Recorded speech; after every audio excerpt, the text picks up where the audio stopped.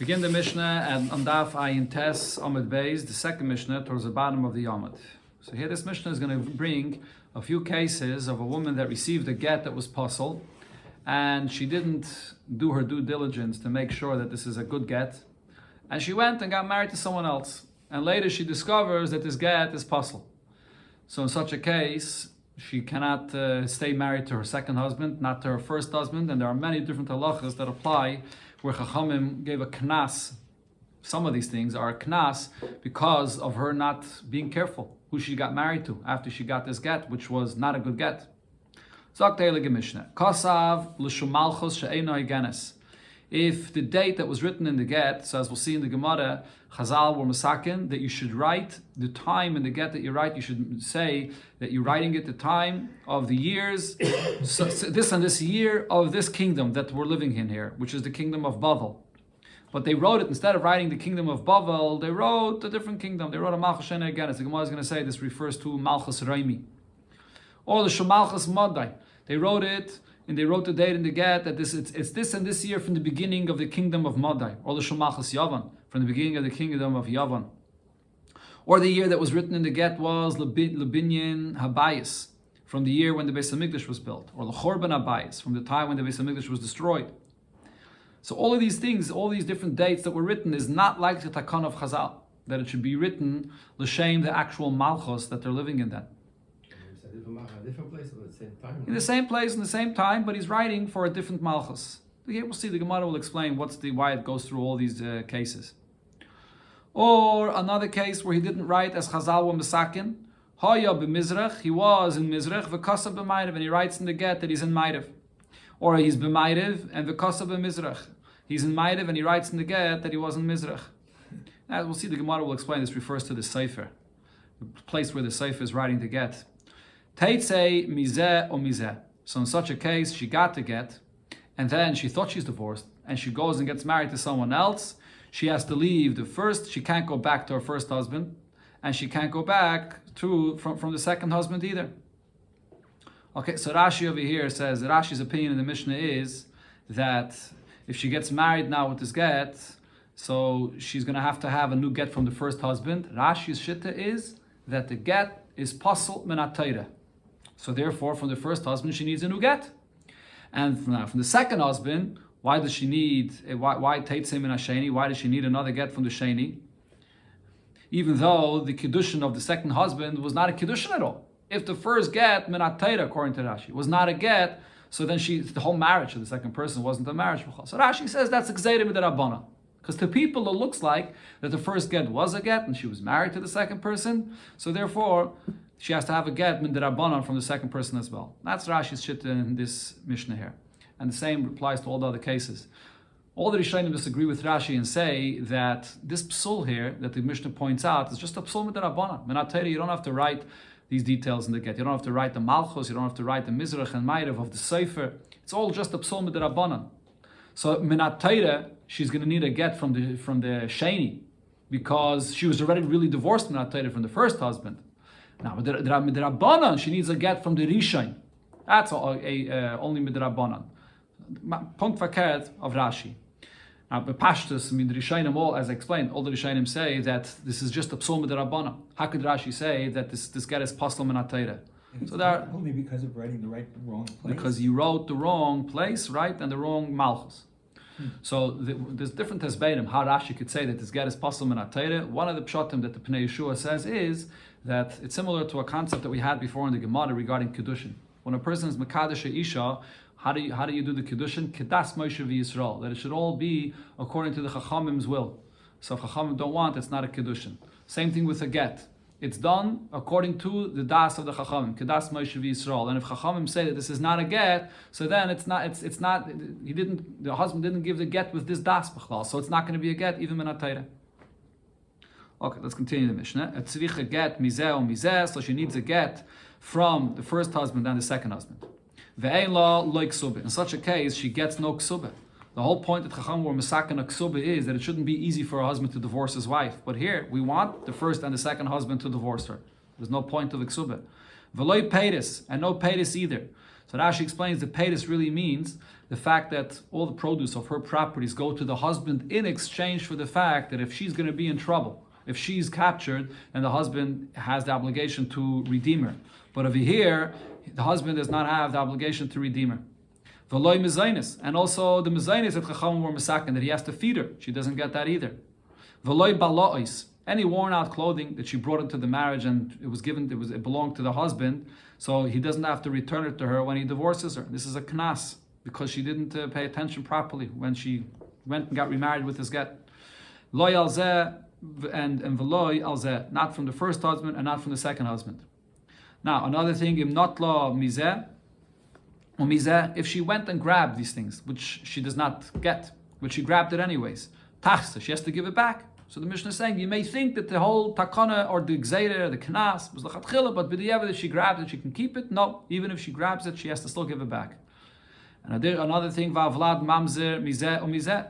If she remains with the first or second husband, she doesn't get divorced from them, so then the child born is considered to be a mamzer. Right? So according to Rashi, that the divorce from the first husband was not a divorce minat, so her marriage to the second husband was not really a marriage at all. So the child from the second marriage is a mamzer minat, the child from the first marriage is a mamzer midrabanan.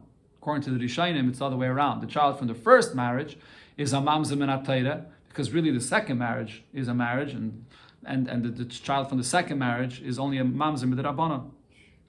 And also, v'loi zeh v'zeh metamelo. Not the first or the second husband could be metamet to her. If they're kainim, a kain is allowed to be metamet to his wife, not to anyone else.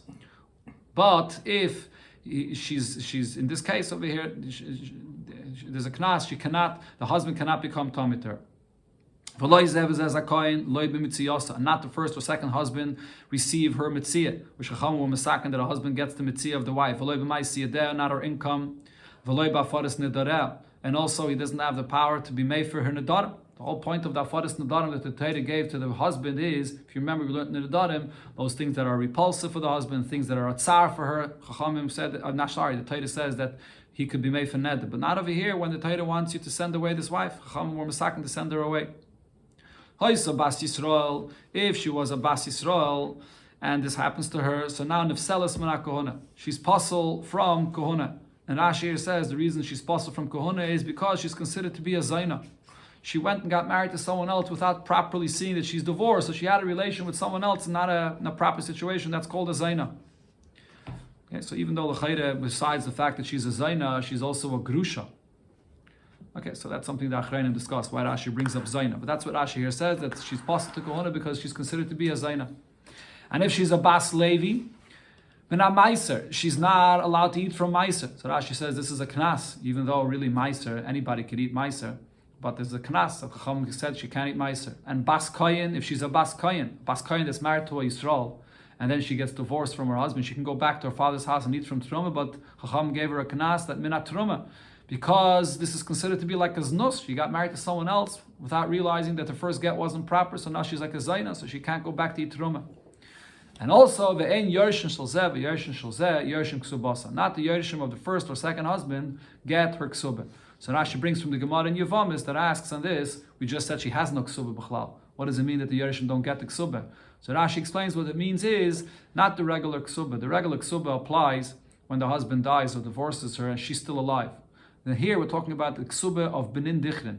If she died before her husband, so then there's a takana of ksubas that Chazal were mesaken benin dichrin, that her children, the zecharim, they get in the Yerusha, before you do the Yerusha, they get the portion of their mother's ksubah before even you do the Yerusha, the rest of the Yerusha. That's a separate concept of ksubah that Chacham were mesaken for the children of the mother, that they yarshin this. So over here, these children don't even get that part of their Yerusha ksubas benin dichrin. As the chiddush of the Mishnah is, you may have thought that all these knasim here are for the mother. She's the one that did something wrong here, but maybe the children shouldn't suffer for this.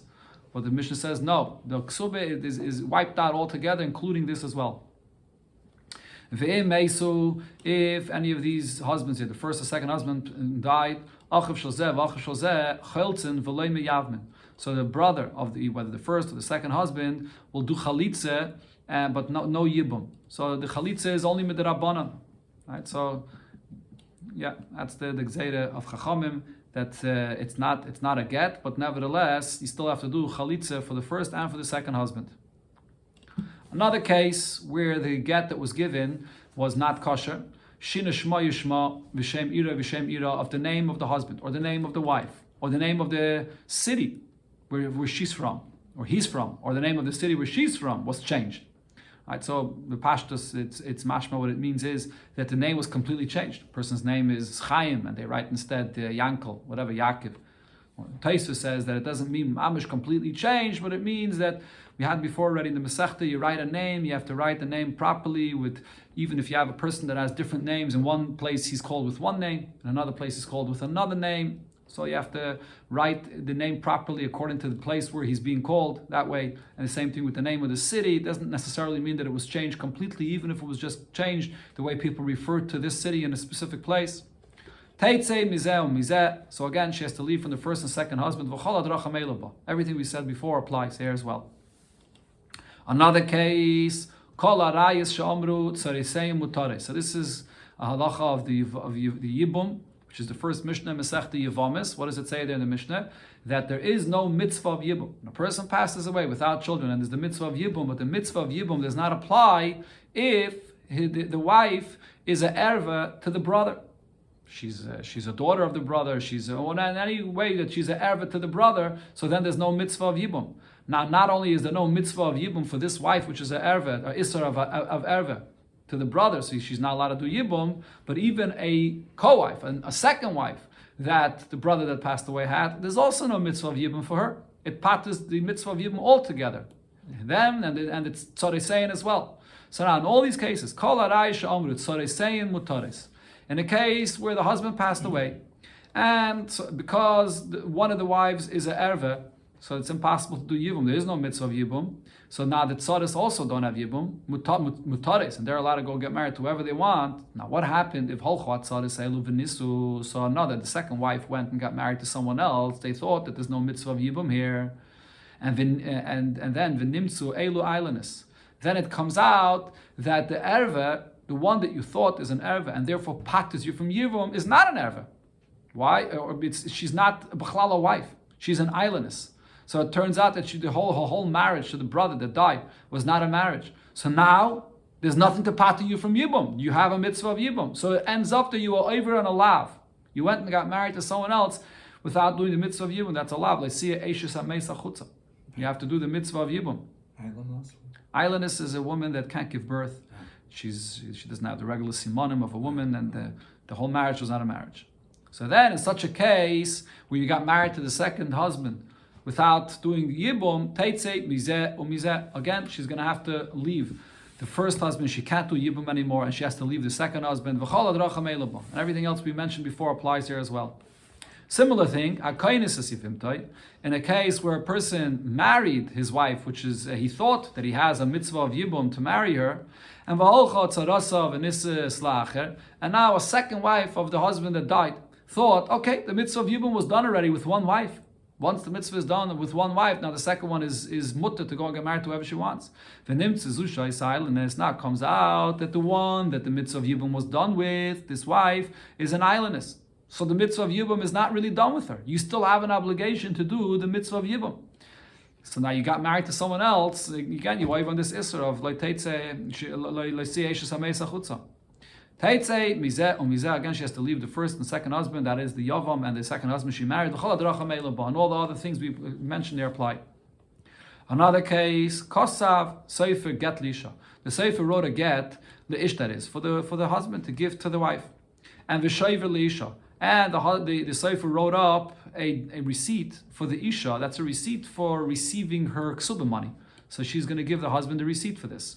Now what happened is, V'toy made a mistake, V'nosan get Isha. He gave the get to the wife, V'shoiver le'ish, and he gave the receipt to the husband. V'nosnu zelazeh, and the husband gives the wife, what is he giving her? He's not giving her a get, he's giving her a receipt, and she's giving him back the get. And so she's never divorced. And then later on, they realized the mistake. The husband has the get and the woman has the receipt. So now, and she already got married to someone else. She has to leave the first and the second husband, and everything we said before applies here. But Rabbi Lazar argues in this, and he says, if this happened immediately, they realized the mistake right away, so then then she goes away out from the first and second husband. And again, let's read this again. If right away it came out, they discovered the mistake, that the get was in the hands of the husband and the receipt was in the hands of the wife, then ain't a get. Then this is not a get at all. But if they discovered the mistake, or the husband comes up with this mistake later and says, look, I have the receipt. The husband comes and says, I have the get. I never gave her the get. Then a get. Then we're not going to be concerned about this. We're going to say that she's divorced. Why is this? This first husband here does not have all the belief in the world to take away a wife from the second husband that already married her. And Rashi explains that we don't trust him. We're concerned that the husband over here is doing something which is a kanunya. It's a trick, exactly. Maybe the wife that was his wife before, his ex-wife, that got remarried now, or got married to someone else, she's not happy with a new marriage, and she wants to go back to her original husband. So what do? Her new husband doesn't want to divorce her, so they swap the get with the shaver, and the husband comes and says, look, I have the get. I never divorced her. And like this, she thinks she'll be able to go back to the first husband. So B'kitzur, we don't trust the husband that after the fact, later on, when he comes and shows that he has the get, that this is what happened. Maybe they played a trick between each other, and really, he did give her the get. So in such a case, she does not have to leave her second husband. That's Rashi's pshat here. But as we'll see from the Gemara, and the Rambam here says that without any concept of kanunya, there's a chazak over here that she got the get and she got married, and the husband, the first husband, doesn't have the right to come now and show a get to say that he has the get in his hands and she's not divorced. What we'll say is probably the wife threw it out in the garbage and the husband found the get and picked it up and now is showing it. So we can't take her out of her cheskas, her chazaka that she has, not that she's married and she's mutter. That's the pshat in the Mishnah. Sagt the Gemara, my malchus she'enoi genes. When it said in the Mishnah that you wrote an inappropriate king, the date of the king in the Mishnah, what is that referring to? Says the Gemara, malchus haroimiyim. It's referring to writing the date from when the Roman kingdom began. Why is it referred to this expression that it's not an appropriate kingdom? They don't have a language of their own. They don't have a language to speak or to write of their own. They use a language of a different country or of a different nation. That's why it's called the Malchus She'enoi Genes. They're not special. They're not unique. That's Rashi's pshat in the Gemara. Taisus in another place says that the pshat of this is that there are certain kingdoms that the kings themselves have their own way of writing and speaking between themselves, not the whole nation, but for themselves. But Malchus Reimi was not unique in that way, so therefore they're called Malchus She'enoi Genes. Omar Olo says, Tekinu Malchus Begittin. What's the reason Chachamim instituted when you write the date in the get, you should write the date from when this kingdom began. The reason is Mishum Shloi Malchus, because to have peace with the kings, with the government that we live amongst them here in Golos, that we should show that they're chashuv in our eyes, that when we write important documents, we write the date to their kingdom. Frag the Gemara, but if that's the reason, Mishum Shloi Malchus, Teitze, Vavlad Mamzer. So now what is the Mishnah saying here? If you did not write the proper year from the king, from the government, so because of this, the wife has to leave her new marriage, and the child that's born is a mamzer. All of this just because of this detail, because of Shalem Malchus. Says the Gemara in yes, Rab Meir follows his opinion that we had a few times. Rab Meir said, anybody that gives a get and changes from anything, and how a get should be written, havlad mamzer. You get remarried to someone else, she gets married to someone else, the child is going to be a mamzer. So here as well, true, it's a union of Shalom Malchus, but it's a Takanas Chacham. This is how the get has to be written. So therefore the child will be a mamzer. And as I mentioned before in the Mishnah, Rashi holds that in such a case, because you didn't listen to what Chacham said, it comes out that this get will be possible even in Atayre. L'shum Malchus Yavan. Then the Mishnah said, you wrote Malchus Yavan. Says the Gemara Tzriche. The Mishnah is going through different scenarios where he wrote the date, not like Chachamim. He wrote Malchus Yavan, Malchus Madai, then he wrote. So the Gemara goes through, why does the Mishnah have to say each one of these cases? There's a chiddush in each case. We need all this. If it would say that you wrote the Malchus of the Romans, which is a Malchus Sheinai Genes, Bishom de Melicha, I would say that maybe this is a problem with the Shalom of the kingdom that the Yidden lived in them, which is Bavel, is because the Romans are now, in that time period, their kingdom exists. So that's very offensive to the Malchus of Bavel. Instead of writing their Melucha, you're writing instead the date of when the Roman Empire began. Aval Malchus Modeh, Malchus Yavam, but writing into the get the Malchus of Modeh, Malchus Yavam, which was before their Melucha, their whole empire already fell, their bottle. So I would say that's already something in the history, in the past. So if you write that date in the get instead of the Malchus of Bavel at that time, they're not going to be offended by this. You're just writing something of history of the past. And the Rishonim add over here, the Mishnah spells out Modai and Yavan, because Modai was before Yavan. So over here as well, you have the Chiddush. You would think that maybe Modai was long before in history, and Yavan was not so long before. So maybe if you write Yavan, they would be offended and say, oh, you're still connected, you still feel connected to Malchus Yavan, which was not long before. So it's telling you, that's why it has to say both, that even Malchus Modai, that was long before, that's also something which is against the Shalom of the Malchus now.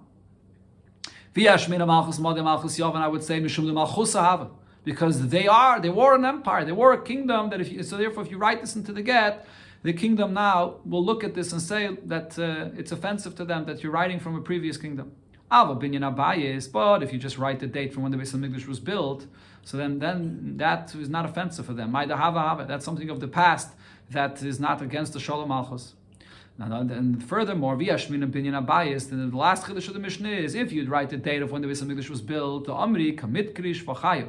So then it is offensive to the kingdom because they say, look, the Yidden are remembering the beauty that they had, and that's what they're connected to, and they're not living with us under our government. Avochorban abayis. But if they write the date from when the Beis Hamikdash was destroyed, the tzaru, which is something which is painful, so that's not offensive to the kingdom that's here now. Eimaloi. I would think that's not an issue if you didn't write the kingdom in the get. Tzricha, that's the chiddush of the Mishnah, that this is also going to passel the get. Then the Mishnah said, if he wasn't Mizrach and he wrote that he wasn't Ma'ariv, or the opposite, so then the get is also passel. So the Gemara clarifies exactly the location of whom are we talking about that has to be written properly in the get. Man, if it refers to the place where the husband is from, that the husband comes from Mizrach and instead you wrote Ma'ariv. So that's what it says later in the Mishnah. He changed his or her name, or he changed the name of his or her city. So it's not the location of the husband that already mentioned later. That can't be what it's saying here. Elalav, what does it mean, Sefer? Chachamim also instituted when a Sefer writes the get that the Sefer should write the location where he is. When Rav told to the Sefer that wrote a get, Rav Huna said to the Sefer, if you're sitting in Shili when you're writing the get, write that you're writing the get in Shili.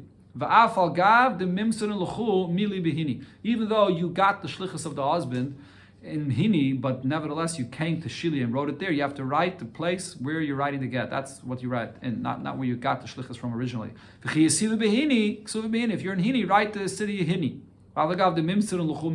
Even though you got the shlichus of the husband to write the get in Shili. Now, why taka do you have to write the location of the sefer into the get?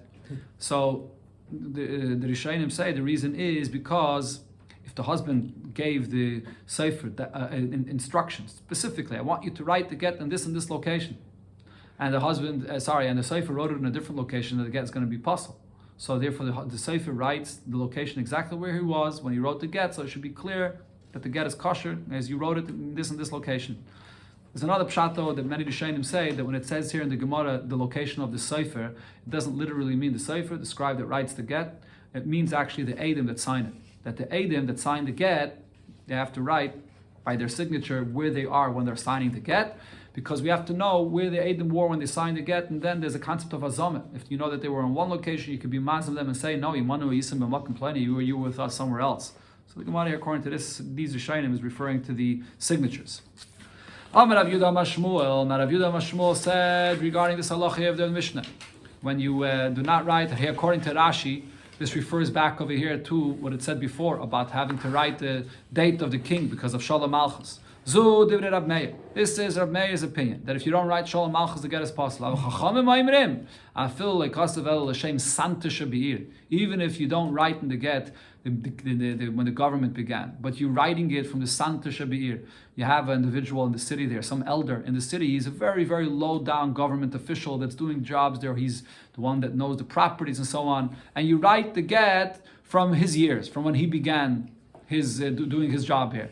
Even writing that kind of a date in the get, it's still okay. She'll be divorced. Says the Gemara, Hahu Gittin Davakosebei L'Shem Istandra, the Bashkar. And they wrote the date in the get for the Istandra of Bashkar. Now, this Istandra is actually more of a prominent government official. He's maybe the governor of the state or the mayor of a city, a higher up government official of this place Bashkar. That's the date they wrote in the get. But they didn't write the kingdom. So the question was, is this good enough? Shochor of Nachman bar Rav Chisda, the Kamei the Rabbe. He asked Rabbe, Ki hai gavne mai, writing the date with this Istandra, is that okay? Shalach Lei answered back, Baha, using this high up government official, Afil Rab Meir Maide. Rab Meir would agree that Afil Rab Meir Maide, that in such a case the get is okay. My time. Because it comes from this kingdom. This person is a government official from this kingdom. Now, so the Gemara asks, but Ma'ishna, what's the difference from what we said before? Or Ma'ishna misanta shabi'ir. What's the difference from this case and the Santa Shabi'ir that we said that you write a low-down government official, stam, this elder of a city? That's not good enough. It seems like you have to write the date of the king himself. That's what Rav Meir holds. Answers the Gemara, it's a big difference. Hassam zilaluhu milsa. There, you're writing such a low-down government official, just an elder in a city. That's embarrassing to the kingdom that you're not writing the years of their government. Hacha shvichalu milsa. Here, you're writing such a high-up government official, a governor, a mayor. You're writing from the time of his reign, from when he began. So that's something which is prominent. So therefore, that's something which is actually praiseworthy for them. So it's acceptable by the king, by the government. Amar Abba, Amar Rav Hone, Amar Rav. Zu divrei Rab Meir. So here the Gemara brings from Rav. According to Rashi, this is again bringing to this Indian of writing Shalom Malchus. So Zu divrei Rab Meir. This is what Rab Meir says regarding writing this into the get. Ava Chachamim Maimrim Havlad Kosher. The Chachamim though argue and say that even if you didn't write it into the get, still she goes and she gets married to someone else, the child is going to be kosher. Right, so it's only according to Rab Meir. We said it before. Rab Meir said if you change from the Madbeya Shatov Chachamim, then the get is possible. But the Chachamim disagree with this. But Chachamim will agree to Rab Meir. If you change the names or the names of the city, Shavlad Mamsa. Then they agree that the Vlad will be a Mamsa. Over there, you write the wrong name Mamish. That they agree that the get is completely possible. So Malchus is okay. By Chacham hold if you don't write the Malchus. That over there they say that's a takana of Chazal just for Shalom Malchus. If you skip that, the get is possible. The get will be kosher according to the Chachamim. Amar Ravashi says this distinction from missing Shalom Malchus, or the case of when he didn't write the right names of the city or the people, that distinction we see it from our Mishnah. Because what did it say in the Mishnah? Shinish my v'shem shma or shem ira v'shem ira teitze mizeh mizeh v'chaladracha me'elaba. She got married to someone else, and now she has to leave the first and second husband, and everything else applies. Now, haman katanila. This psul here in the Mishnah regarding this case. Who's saying this? If you're going to say it's Rab Meir, as we said before, at the beginning of the Mishnah, when you missed Shalom Malchus and the get is possible, that's Rab Meir. And you're going to say this case is also Rab Meir in the Mishnah. So when the Mishnah brings up all the cases of the psulim of the get, it should say it all together. Why does the Mishnah say this case separately? The reason it's saying it separately is because the beginning of the Mishnah is only according to Rab Meir, and the next part of the Mishnah, even the Rabbanan will agree, because this is Mamash Psulim and Atayre here, it's Rabbanan. So Shema Mina, this proves it from the way the Mishnah divides it. Then the Mishnah said, Kol Arayas Shalom Rechulu. So in the case of where there's a mitzvah of Yibum, and you thought in the beginning that in your case there was no mitzvah of Yibum. Why? Because one of the wives was an erva. And then it turns out that wife, which is an erva, she was really an islandist. So there was no real marriage b'chlal. So there was a mitzvah of Yibum. And what happened? This woman thought that there's no mitzvah of Yibum, and she went and got married to someone else. On that, the Mishnah said, because she went and got married to someone else, so now, Teitzeh Mizeh Mizeh, she can't be married to her Yavam, she can't be married to that husband now. So, but the lashon of the Mishnah was that she went and got married to someone else. Says the Gemara Nisu in the Mishnah said if she went and got married to someone else, so then she has to leave the second husband and the yavam. But zinu loy, she went and stam was mizana, she had a relation with someone else. So then we don't apply this. Even though l'chayre, she was over on the same issa. Leisiya eishes hameis chutza. She's not allowed to go and have a relation with anyone else. She was over on the same lav, but nevertheless, the Mishnah is making a distinction between nisu and nisu in zinu loy. Says the Gemara,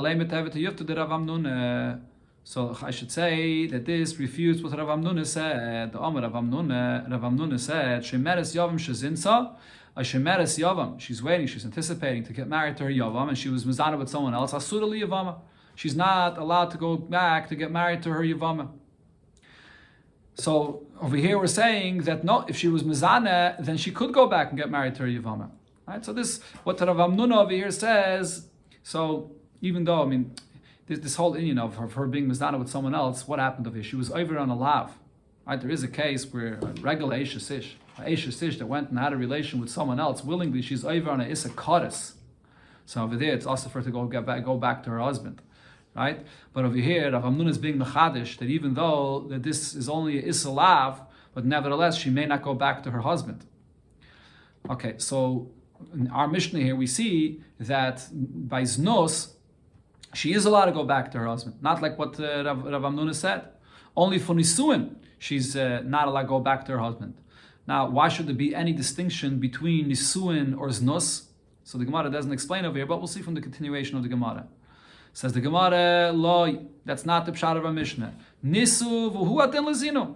Whether she went and got married to someone else, whether she went and she stopped had a relation with someone else, Znos, in either case, once she had a relation with someone else, she may not go back to her husband. Because al pi svara, there's no reason to be mechalik between them. The point over here is that because she was over on the lav of Lesiya Eishes Ameisa Chutza, that's whether through Znos, whether through marriage, marrying someone else. So now, because of this, she can't go get back to her original, to her yavam, which she's supposed to get married to. That's the chumrah of Rav Amnuna. Similar to an Eishes Ish, which is mizana with someone else. Even though that's Kodesh and this is a lav, it doesn't matter. Rav Amnuna says it's the same thing, and she can't go back to her first husband. When the Mishnah says she got married to someone else, the Mishnah is using a more cleaner case where she went and got married to someone else, not Znus. But it really, there's no reason to be mechalik between them. The same Isser of her going back to her original Yavam applies. But there are others that they said this, the whole version over here, they said it the opposite. When it says in the Mishnah that she thought that she has no mitzvah of yibum, and she went and she got married to someone else, so she can't now go back to her yavam when it turns out that she does have the mitzvah of yibum. So we understand that when it says in the Mishnah nisu, that is the same thing is if she was mizana with someone else. And the reason the Rishonim explained the reason why the Gemara interprets the Mishnah this way is because of the point I said before, because there's no reason to make a distinction between them. The point is that she was over on the lav of getting married to someone else when she was not allowed to. Doesn't matter if she was a marriage or just a relation with someone else. It's the same lav. And therefore she may not go back to her first husband. And therefore, on this we say, so this is a proof to what Rav Amnuna said. Shemeres Yavam Shezinsa. This Shemeres Yavam that went, and she didn't wait to be sure that she's allowed to get married to someone else, and she was mizana with someone else. Again, Rav Amnuna is talking b'chlal about the Shemeres Yavam Shezinsa. Asura li Yavama. She's also to go back to her original Yavam. And that's what we see in our Mishnah. Says the Gemara Loi, that's not how you read our Mishnah. Nisu dafke. Our Mishnah is saying only if she got married to someone else, then she may not go back to her Yavam. And the reason is not because what Rav Amnuna said. Rav Amnuna said, why if Shemeres Yavam is mizana with someone else, may she not go back to her original Yavam because she was over the lav? So then if that's the reason, so then there's no difference if it's a znos or if it's nisuin. Our Mishnah holds mitzad the lav, she's allowed to go back to her original husband. Only an Eishes Ish that was mizana, and there's kodesh. You don't go back to the original husband, but not over here where it's only a lav. So why if she got married to someone else is it different? Over here it's only a gzeirim b'derabanan that she should not go back to her original husband. The reason is mishum de mechlefa be'isha sheholach baila lemedinas hayam, because it's similar to the case of isha sheholach baila lemedinas hayam, and that case would be a person that went overseas. And what happened? This woman thought that her husband that went overseas passed away. They came and told her, hey, that her husband passed away.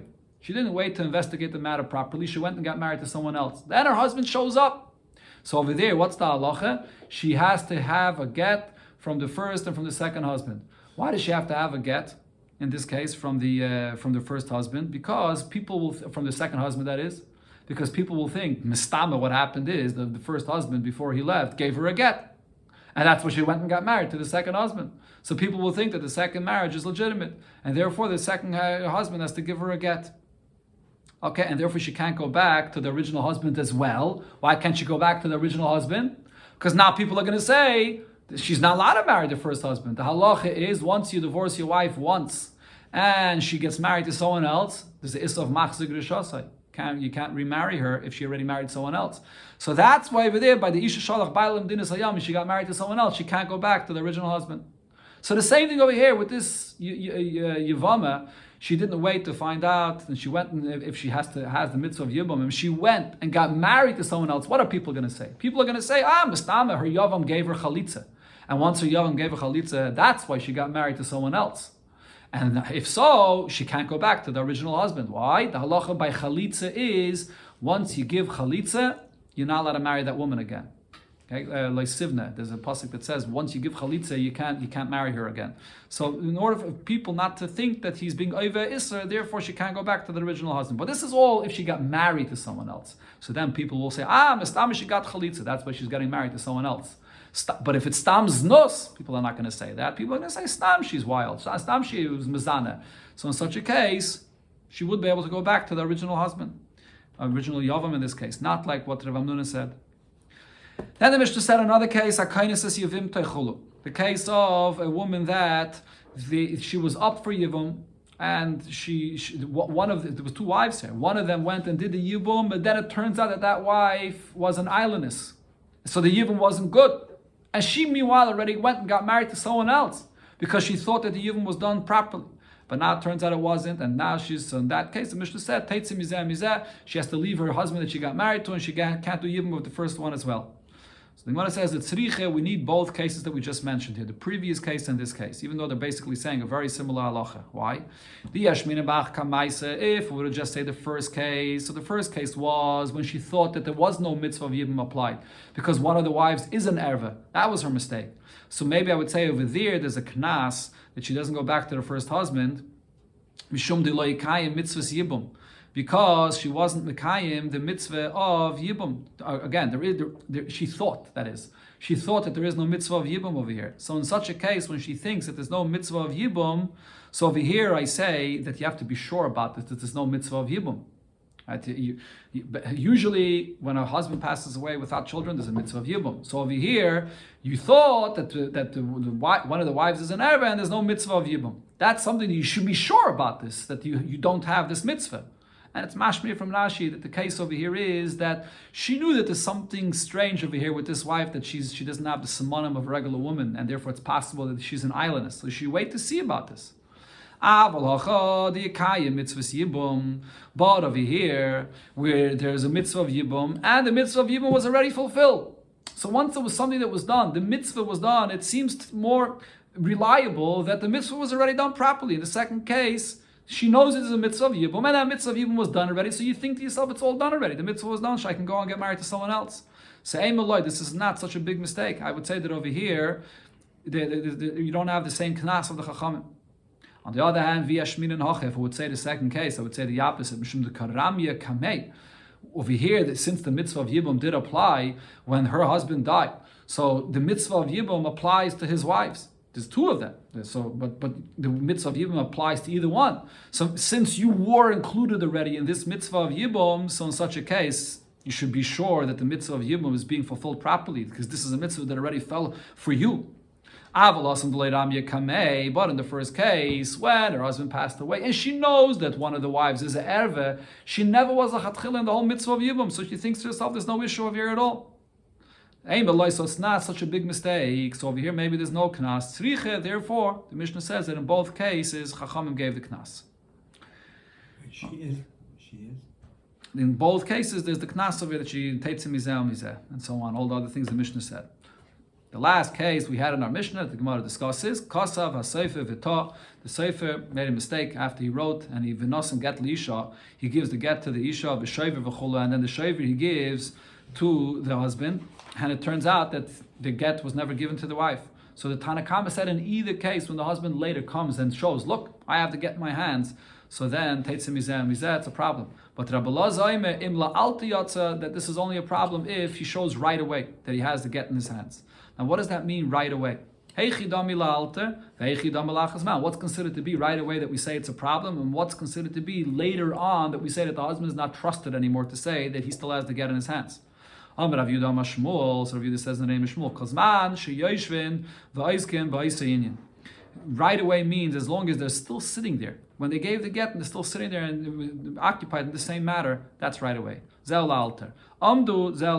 moment they got up from there, that's already considered to be afterwards. And now if the husband comes and says, look, I still have the get, we say already at that point that he's not trusted. But Ravada Barava says, Loi, that's not the pshat. Again, sorry, let me read it again. Loi nisis zeolalt. If she still didn't get married to anyone else yet, that's called right away. So it could be a long time later. But as long as she didn't get married to anyone else yet, that's considered to be right away. Nisis, only once she got married to someone else, zeolach hazman. That's considered to be later. So it's regarding this shit of Rav Ada Bar Avi here, that the pshat that I said before from Rashi comes in, that we're afraid that once she got married to someone else, now the wife wants to go back to her first husband, so maybe there's a knunya, there's some kind of trick here with the first husband and the wife, that they're collaborating together for her to be able to leave her second husband. Says the Gemara Tanam, what did it say in our Mishnah? Why don't we trust the husband when he brings out the get later on? Mishnah said, the first husband does not have the right or the belief to show that he has the get still in his hands to cause the second husband to lose his wife.